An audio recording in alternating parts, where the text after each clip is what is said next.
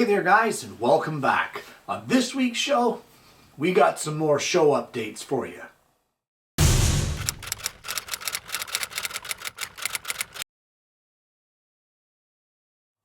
Well, for those of you who are regular viewers here on the show, you know exactly what is going on today. For those of you who may be new to the channel or new to the program, let me just tell you what happens about every 6 months here. Have you ever watched one of those shows on YouTube and the guy on there makes something and it looks fantastic, or he reviews a tool or that sort of thing, and then you say to yourself, yeah, but you know what, this show is like 1.5 years old. How did it ever pan out? Whatever happened with that project? Did the project last? Did that tool stand the test of time? Does he still like it? That sort of thing. And that's what this show is all about. Every 6 months or so, I jump in here, I pick a bunch of shows out of the many that are sitting on the channel, and I give you an update either to the project, the tool, etc., just to give you an idea as to how I like things, how they turned out, did they have longevity, etc. So enough of me talking, let's get right into the updates. Well, in the latter part of 2020, October 2nd to be precise, I brought you this project. And what this was a shop-made workbench notepad. I had some old adding machine reels and I wanted to use them up, and this is what I ended up making in order to use these reels. And to be honest, you know, I kind of figured that it was just going to be something that was made for the show. It would collect dust and it would get used once in a while, but no big deal. I couldn't have been more wrong. This little project, as easy as it was, using very minimal scrap materials at that, has been surprisingly one of the most handy things I think I've ever made out here in the shop. It's always at my fingertips. I can reach into the tool tray of my workbench, that's where it lives, and scribble down. Sometimes it's notes, sometimes it's measurements, sometimes I'll get a show idea but I won't have my phone on me, so I'll just scribble it down quick.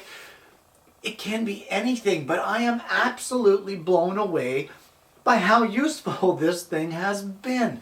So as far as, you know, it just goes to show you that sometimes you think the shows that are going to be no big whoop, people love them. And sometimes it's the same with projects. Sometimes you think the project, although useful, may not serve as much of a usefulness as what you think it's going to. And then you get blown away because the thing is used almost every time you're in the shop. And that's what we've got here. So there you go. The first update of today's show. That little workshop notepad that we made, that thing is bloody fantastic. You guys really need to make yourself one of those. Well, it was earlier in the year, May 11th of 2021, I brought you guys the LEGO Ultimate Collector Series Imperial Star Destroyer. Now, it was a fun show. I really enjoyed that build. I really enjoyed filming the show. It was basically me getting to play with LEGO and telling you guys all about the model, the LEGO kits, how they're organized, what to expect if you should order one of those, etc., etc. Now, I spoke in the show about how it took me at the time to build that kit 4 days and 22 hours. And I was curious at the time as to how long it would actually take if I didn't have the advantage, I guess you'd call it, of LEGO's organization, of all the pieces being in numbered bags, and I just had to pull out the numbered bags. So curiosity got the better of me. Bottom line is I spent 5.5 hours taking that entire model apart, piece by piece. Almost 5,000 pieces. I think it's 4,784. I'm just going by memory. But either way, 5.5 hours. I took the whole thing apart. I had one big plastic tote and I dumped all the pieces into that tote and mixed them all up. Now, my wife said I was crazy. And you might think so too, but you know what? I enjoyed building it the first time, so most people build it once and just get that use out of it. I got to build it twice and have fun with it. So what was the final outcome? Well, the final outcome was, it took me 10 days and 37 hours to build this thing. It doesn't matter. It was time well spent. It really was. I thoroughly enjoyed the model. I enjoyed building it the first time with Lego's organization, and I enjoyed building it the second time with no organization other than my own. I went through and I separated pieces. I used every mixing bowl in the house to separate groups of pieces as time went on, and sometimes it was frustrating, sometimes it wasn't. Either way, it was time well spent. I had a great time doing it. So there you go. It took me a bit longer to do it without Lego's organization. But that being said, I wanted to touch on something which is Lego's customer service. Now, when I made the Star Destroyer and when I made the Millennium Falcon, there was, oddly enough, 2 pieces missing from both kits. And at the time, I contacted Lego immediately. Now, it takes a while because they actually come from Denmark. They don't come from some local factory. Those pieces come from Denmark and they send them to you.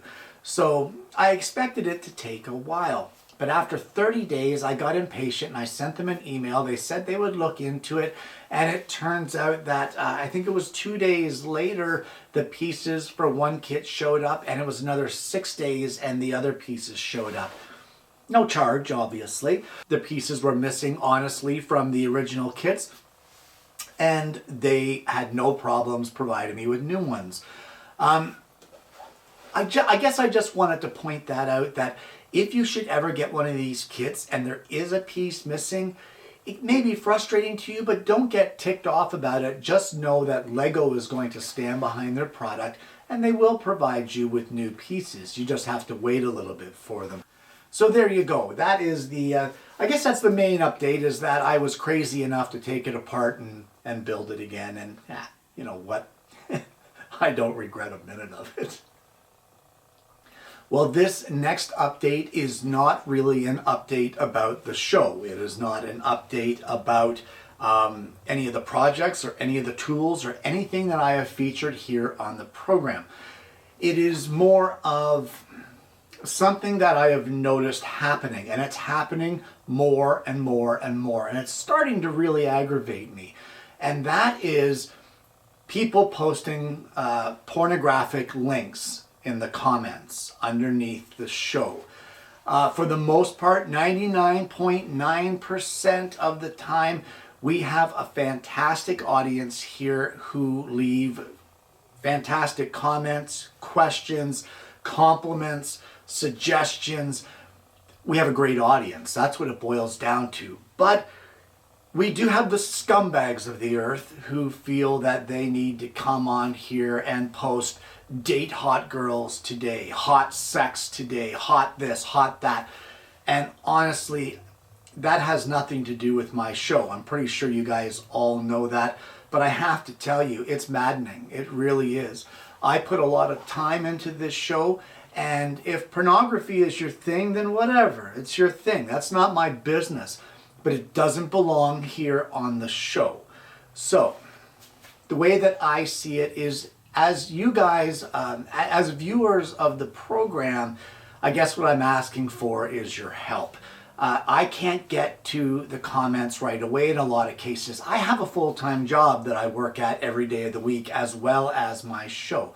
So sometimes it's 8 or 9 hours or more before I can get home to deal with that comment and report it and delete it.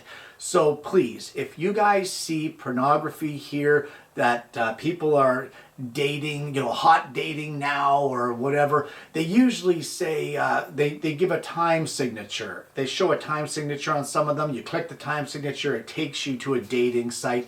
If you guys see stuff like that, please don't hesitate, report them. Click on the 3 dots there, let the drop down come down, and report the comment, because hopefully all of us working together will never eliminate it. The internet's full of it, but it doesn't belong on my show. So let's all work together and get this crap off of the comments section. Well, on January 12th of 2021, I brought you the show, What Did Kenny Get for Christmas? And one of the things that were featured on that show was this little guy. Now, at the time, I wasn't sure how this saw was going to perform. It was a gift. I did ask for it because I thought it would come in handy for my model builds, but I wasn't sure. Well, let me just say I'm happy to report that this thing has been awesome. As someone like me who builds miniatures or does model builds from time to time, ships in a bottle, whatever, that little razor saw has been phenomenal for cutting the smaller parts. The thing has a 4.5-inch long blade, 52 teeth per inch. Now that is tiny, that is very minute teeth. That is a fine cut, but it also has a tiny kerf, 0.010 inches, 10/1000ths of an inch is the kerf of this saw. So if you're cutting the smaller, finer parts, like say a 3/32 diameter dowel, this thing cuts it cleanly, cuts it smoothly. It just works. It's one of those things that if you have a use for it, it will serve you well. I've been using it steadily since I received it for Christmas, and I gotta tell you, I love this little thing. So if you're considering this, the link for it will be down below. It's not very expensive. You won't regret it. Pick yourself up one because they are really great. Well, the final update of today's show is kind of a fun one. When you post a show on the internet, regardless of where I'm filming, if I'm filming on location, if I'm filming in my office, if I'm filming here in the shop, it always amazes me how much you guys notice. Some of you look around the shop and look around the background and you see little things and you wonder what the heck they're for. And I've received some messages about certain things that are here in the shop. And the one thing that I've been receiving messages about is this guy right here. Can you see that? I hope you can see that.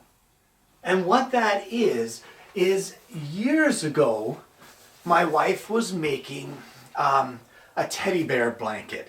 And basically it was a small blanket and it had half of a teddy bear on the top that was sewn together, and it was a nice cuddling toy for a baby or a toddler, and she had the other half of the bear. And she was going to throw it away. And I said, no, I don't want you to throw that away. And my wife said, well, what are you going to do with it? I said, can you sew a backing on it and put magnets in it so that I can have it in my shop, in my tool chest? And she said, oh, okay, if that's what you want, well, then that's what I'll do. And that's what she did. And that has been hanging in my tool chest forever. But a while back, I changed it up and I put it on the back of my bandsaw. And the reason I did it was to see if you guys would ask about it and would comment. And sure enough, you did. So a lot of you said, what the heck is that? Why is it there? Like, I don't understand. I'm going to tell you. I'm going to tell you why that's there. It's because this is the best way I could think of to show my bear butt on my show. So there you go. You can say you came here to Acutabove on Kenny Ehring's channel and saw his bare butt. That's it. And there you have it. Show updates.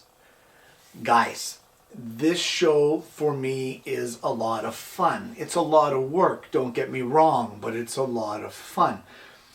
We have a great time, I really do, answering your comments, answering your questions, filming the show, editing. I enjoy every aspect of it, trying to come up with ideas.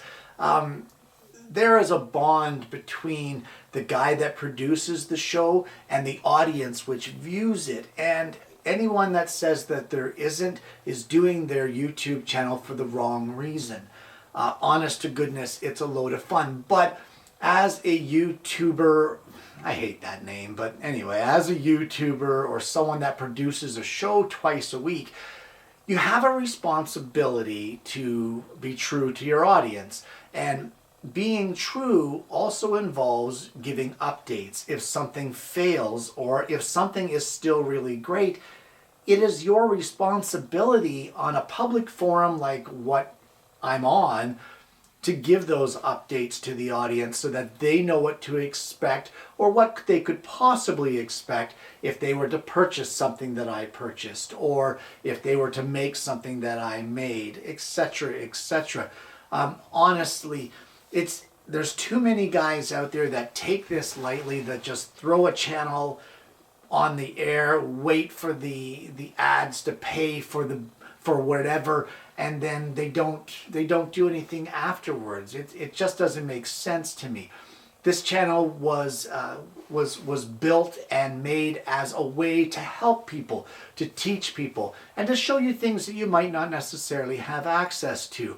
And I'd like to think I've been successful at that, well, for the past 8 years. But without the update shows, I honestly don't think that I would be true to my audience, and that's why this show has come about. And honestly, I hope you enjoy the fact that I do this. Guys, I want to thank you so much for tuning in this week. If you haven't already, please consider liking and subscribing to the channel and click the bell, and then you won't miss the notifications for future episodes of the program and future updates. If there's something that you would like to have updated, if there's something that you're wondering about, drop it down below and I will add it to my list to put in for the next update show. Guys, I want to thank you so much for tuning in today. I hope you've enjoyed the content. I hope you found it useful. But more importantly, I hope you're going to join me again next week when I bring you yet another Alternative Tuesdays.